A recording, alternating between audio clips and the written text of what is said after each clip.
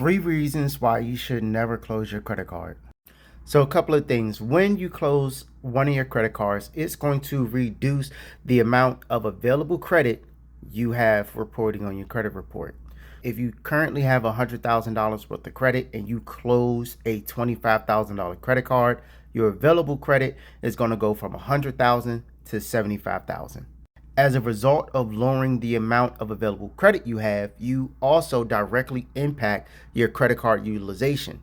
In this instance, your credit card utilization is going to go up, meaning when your credit card utilization goes up, your credit score is going to go down.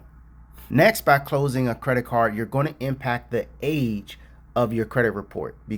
Anytime you close any account, regardless of the kind, it immediately subtracts that account from the age of your credit report.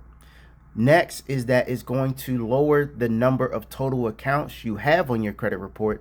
Lastly, closing a credit card is going to reduce the total number of accounts that you have.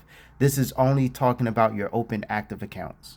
Drop a comment with your credit question and I'll make a video responding to them. In the meantime, continue to follow for more.